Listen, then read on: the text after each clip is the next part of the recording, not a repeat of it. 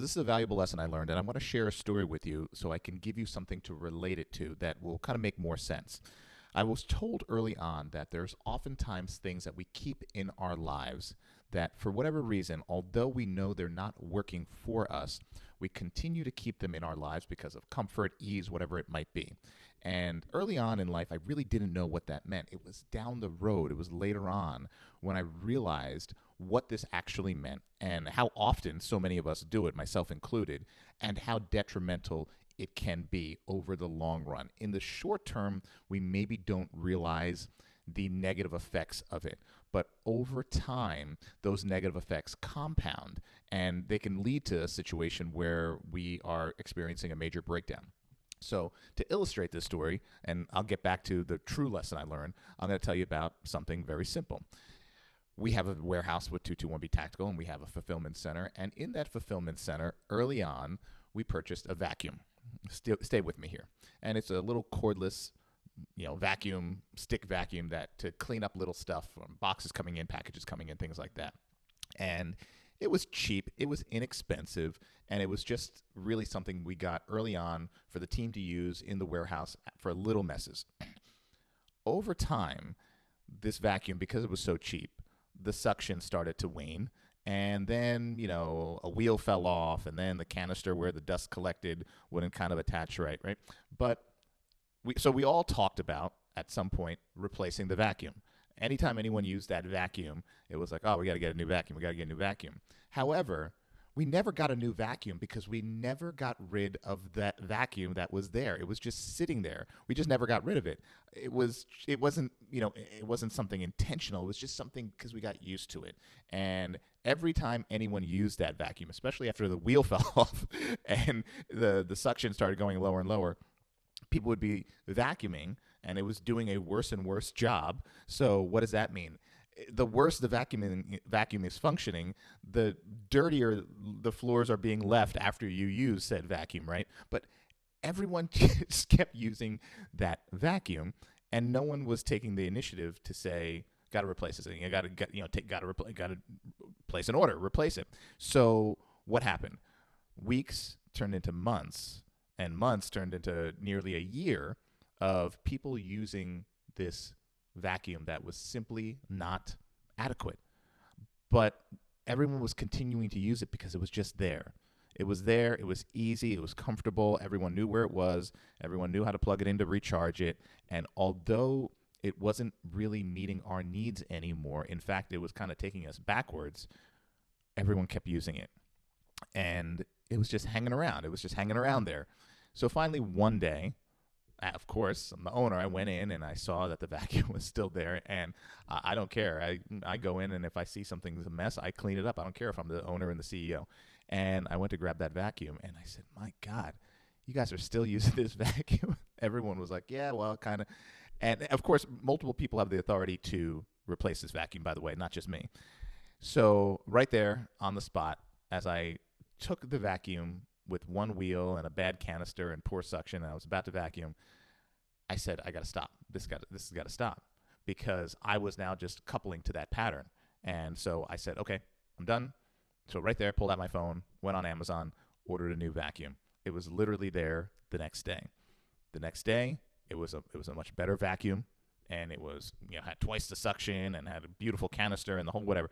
And actually, when we vacuumed for the first time with that vacuum, it was an amazing amount of dirt and dust that came up because we had been using a vacuum with poorer and poorer suction for months now. And everyone was happy.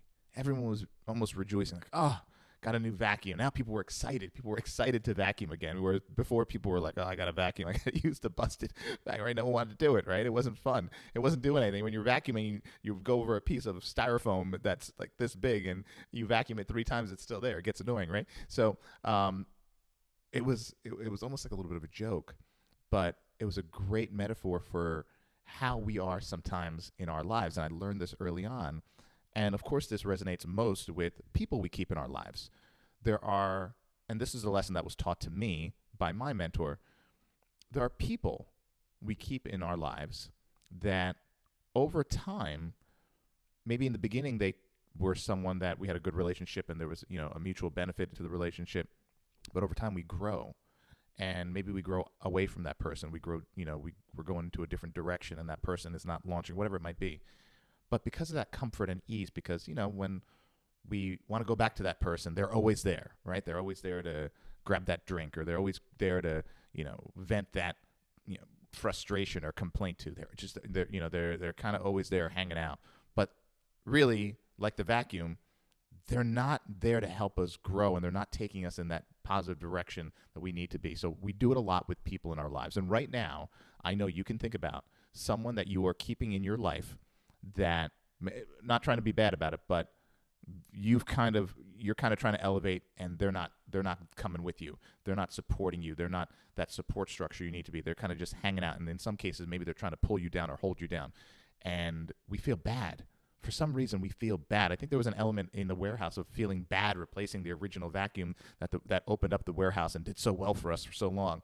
I think there was a little bit of element of that. A couple people were like, "Oh, the vacuum!" Like when it was time for it to go, it was on the garbage heap. People were like, "Oh, the vacuum!" Right? But it was time. It had been time. But we get connected. We get connected to these things, and we really can't even explain why we're connected to them, right? Because they're not functioning for us anymore, and we've outgrown them, and it's time. The time has come. And we do this as humans all the time.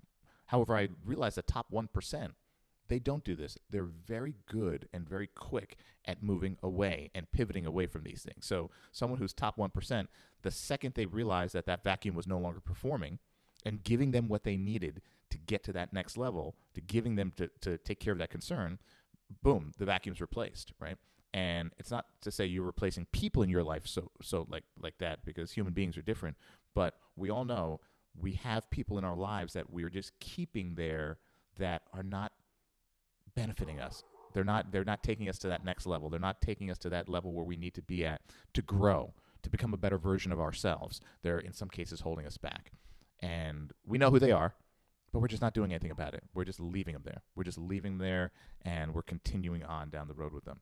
Now, this works in business too. There's a lot of things in business where there's business structures in place, and people simply are continuing with these same business structures because they're comfortable, they're known. However, they're no longer providing the benefit.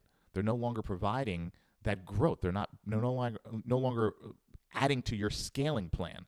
So why are we doing that? Because they're known, they're comfortable, and it's hard to deviate from that. It's just easier to deal with the plan that's in place than to come up with a new one. And then maybe there's a little bit of resistance. Maybe there's a little bit of a rub with that new one, right? Just like with the new vacuum. Just to go back to it, with the new vacuum, people had to kind of figure out how to use this new vacuum. It was a new product. People had to figure out, wait, how do you turn this thing on? Like, you got to pull the trigger to turn it on, right? And so there was a learning curve, and then there was, wait, how do you charge it? How do you put the attachments on? And that's a little hard at first, but once you get through that, it becomes easy, and it becomes the new normal. A lot of people don't want to go to that point because it's uncomfortable at first, and a lot of people don't want to separate from people who are no longer bringing value to them, maybe holding them down, maybe putting them down, maybe not being their cheerleader. Happens in relationships. It happens in relationships all the time, where people are with a partner and that partner is no longer celebrating them. They're no longer lifting them up. They're no longer their cheerleader. They're no longer their support structure. And you want to have that person who believes in you and supports you.